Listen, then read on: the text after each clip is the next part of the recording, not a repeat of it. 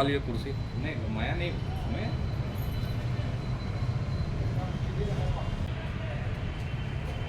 करके नहीं नहीं आ जाओ करके बोले ना आप, मैं जब आपको फ़ोन में बोला तो। आपने कहा मैं आ चलो रहा हूँ ठीक जो। है। आप बुलाए तो देखो मैं आ गया। नायक जी एक चीज़ बता दूं, सर अगर आपको आहत हुई होगी नहीं किसी आहत को, वाली बात ही नहीं हो तो होगी जी, तो इसके लिए मैं वो तो होगी। आहत कैसे नहीं मेरा ऐसा होगी? आप उद्देश्य नहीं था। जोन अध्यक्ष ही अगर कुर्सी घुमा रहे हो तो मेरा आहत ऐसा- कैसे नहीं होगी? मेरा उद्देश्य ऐसा हाँ नहीं सर, था। धरने का क्या है कारण? देखिए अब आज मैं लगभग 4:30 पौने 5 बजे से अपने ही जोन में जोन अध्यक्ष हूँ मैं 2 नंबर का नगर निगम का, और अपने ही जोन में आज मेरे को इतना मतलब आहत हुआ हूँ और मजबूरी वश मेरे को आज जनता के लिए यहाँ धरने पर बैठना पड़ा। एक हमारे यहाँ राजस्व अधिकारी है जो नरेंद्र नायक ARO है, और एक आज एक सील की कार्रवाई हुई जो एक छोटी सी मतलब नगर निगम द्वारा ही अलॉट दुकान है उसका कुछ टैक्स बकाया था, तो वहाँ पर इनके द्वारा सील की कार्रवाई की जा रही थी। मैंने फ़ोन पर इनसे आग्रह किया कि आप ये छोटे दुकानदारों में और जो इतने कम मतलब अमाउंट के लोग हैं, अभी तो 31 मार्च तक आपके पास समय है, तो आप ऐसे सील की कार्रवाई कर, जब 5 साल से आपने टैक्स वसूली नहीं कर पाए तो ये 31 मार्च तक भी देख लेते। जब वो निवेदन कर रहा है कि हफ्ते भर के अंदर मैं आपको ये टैक्स पटा दूंगा या आज आप मेरे से चेक द्वारा भुगतान ले लीजिए, तो भी इनके द्वारा कोई रिस्पांस नहीं दिया और सील की कार्रवाई होगी यही मिला। तो मैं ये बोलना चाह रहा हूँ कि आप रसूखदारों के ऊपर छूट और गरीबों के ऊपर लूट, ये वाले नियम क्यों चलाए जा रहे हैं? चाहे वो अतिक्रमण का मामला हो, चाहे राजस्व वसूली का मामला हो। आप देखेंगे हमारे यहाँ जो सिटी सेंटर मॉल है लगभग उसका 19 करोड़ रुपया, लगभग 2 करोड़ रुपया टैक्स बाकी है, और राजीनामे का जो पैसा है पूरी निर्माण हो गया, उसका राजीनामा आज तक नहीं हो पाया और ना ही पैसा आ पाया निगम के पास। 19 करोड़ रुपया का मामला है वो। मैंने बोला कि आप उनके ऊपर क्यों कार्रवाई नहीं की, उनके ऊपर क्यों सील की कार्रवाई नहीं कर पाए? क्योंकि वो रसूखदार है इसलिए। और कई ऐसे कमर्शियल कॉम्प्लेक्स है जो रेसिडेंशियल का टैक्स पटा के वहाँ पर कमर्शियल यूज़ कर रहे हैं। मेरे कई बार इनको बोलने कर भी आज तक वहाँ स्पॉट में जाकर, ये ऐसे अधिकारी हैं जो अपनी कुर्सी नहीं छोड़ना चाहते।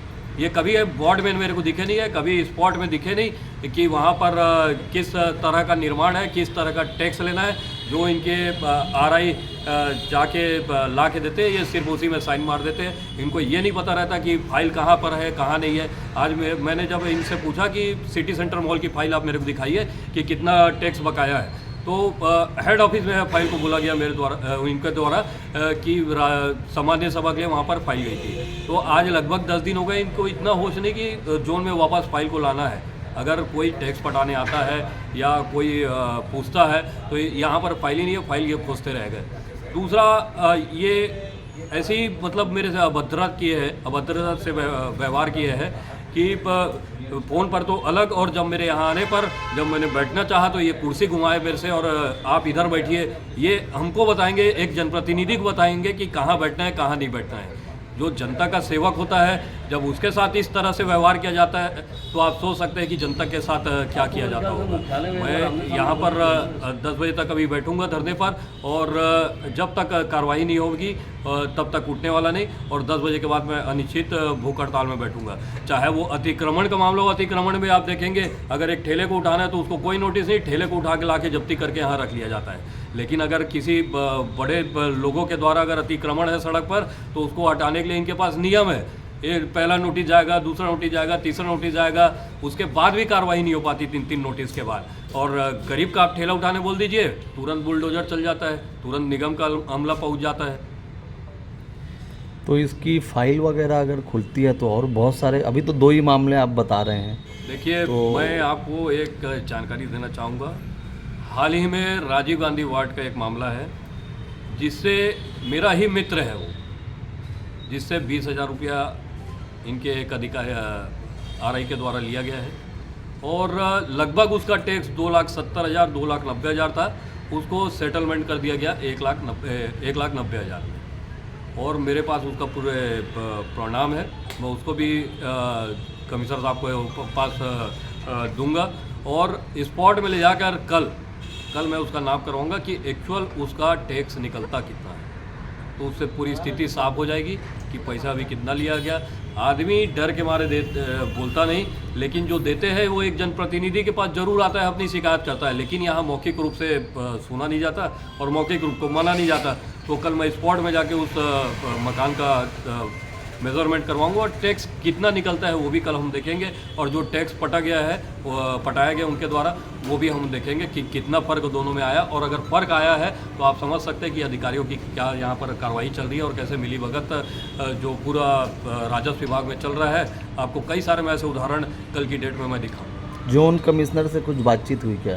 देखिए, जोन कमिश्नर से बात हुई है और जोन कमिश्नर के आते ही अभी आए हैं, बैठे हैं, मेरे पास भी वो आए थे कि किस मामले में आप कैसे यहाँ बैठे हैं। तो मैंने बताया कि इस तरह से मेरे साथ व्यवहार किया जा रहा है, तो ठीक है, मैं तो आहत हुआ हूँ। और जो सुबह 6:30 बजे से जनता के लिए सेवा कर रहा है वो इन जैसे अधिकारियों के कारण अपनी छवि को ख़राब नहीं करेगा। इनके द्वारा काम नहीं किया जा रहा है और वो हमारे ऊपर आरोप लगते हैं। जनता तो हमसे पूछती है, जनता तो हमारी तरफ देखती है कि जनप्रतिनिधि है, पार्षद है, जोन अध्यक्ष है तो हमारे काम हो जाएंगे। ऐसे ही आज वो बेचारे गरीब दुकानदार ने मेरे को फ़ोन किया कि भैया ये सील की कार्रवाई थोड़ा सा हफ्ता 10 दिन के लिए रुकवा दीजिए। मैं इनसे निवेदन करने लगा तो ये तो सील लगाएंगे बोले, क्योंकि वो गरीब है, क्योंकि वो एक छोटी दुकान वाला है। आप जाइए, बड़े लोगों की कितने टैक्स बकाया है अभी आप सूची मांग लीजिए। दूध का दूध, पानी का पानी हो जाएगा। पूरे नगर निगम में कितने ऐसे करोड़ों रुपए, लाखों रुपए जो कई 10 वर्षों से नहीं पटा रहे, उनकी भी आपको सूची दिख जाएगी। क्या उनके ऊपर एक भी सील की कार्रवाई हुई है? नहीं हुई, क्योंकि वो बड़े लोग हैं। और सेट कर दिए उसको। मतलब 30 तारीख से लेके तब तक ये वो होगा जब तक इसका प्रोसेस कंप्लीट ना तब तक आप टैक्स कोर्ट ने ऐसा कुछ दिया है क्या कि इन्हें मोहलत दी जाए या फिर इनका टैक्स ना लिया जाए? नहीं। कुछ लाइन लिखी है? देखिए, ये सब जो बातें हुई हैं ये हमारे उच्च लेवल अधिकारियों के नहीं, संज्ञान में। अधिकारियों के बोलने से कैसे मेरे को होगा? जहाँ तक नॉलेज है कोर्ट तो उसमें जब ये- मामला गया तो कोर्ट जी, जी। तो सीधा आदेश देगा ना भाई। इनका कहना ये है कि कोर्ट में आपने उस टाइम अपनी जो डिमांड थी आपने नहीं रखा।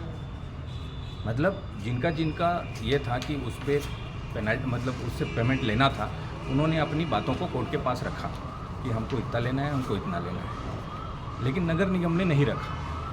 और अभी शायद वो मॉल किसी दूसरे के उनको शायद बिक गया है 22-23 में, तो उसके मालिक शायद कोई दूसरे हो गए हैं। तो उनका कहना है कि 17-18 का जो पेमेंट है वो मैं क्यों दूं, क्योंकि उस टाइम जो उसके ऑनर थे वो दूसरे थे।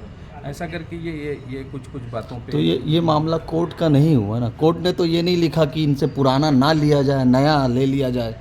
कोर्ट ने लिखा है क्या? देखिए, कोर्ट वाली बात है, संभल के बोलिएगा आप। मैं इसलिए कोर्ट मैं ऑफ कुछ नहीं बोल कंडक्ट पा नहीं रहा होना हूँ, चाहिए। इसलिए हाँ। मैं कुछ नहीं बोल पा रहा हूँ। यारो है, कुछ नहीं बोल पा रहे। मैं ऐसा कुछ नहीं कहा। मैंने अपनी जगह पे उनको बिठाया भी, और अगर मेरी बातों से उनको आहत हुई हो तो इसके लिए मैं खेद व्यक्त करता हूँ। बता दे रहा हूँ मैं आपको, एक मिनट तब कर दो। और उसका ये अभी इन्होंने मेरे को कोर्ट का कागज़ ला के दिया है, ठीक है। अभी ये अंडरलाइन करके दिए हैं। कोर्ट की अगर भाषा है तो अगर 2018 का मामला है तो ये राजस्व अधिकारी, क्या इनको अभी तक नहीं पता? आपके द्वारा भी अभी पूछे गए सवाल में उन्होंने जवाब दिया कि मुझे कोर्ट की लैंग्वेज नहीं मालूम, लेकिन वकील से कंसल्ट करके उससे पूछना तो चाहिए।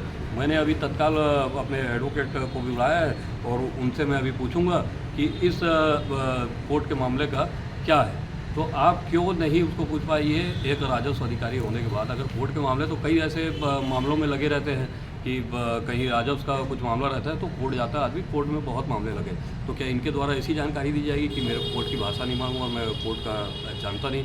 और इनके पास फाइल भी नहीं थी, अभी लाके मेरे को कोर्ट का ऑर्डर दे रहे हैं। लगभग 8 बजे आपके सामने अभी ऑर्डर आया है मेरे पास।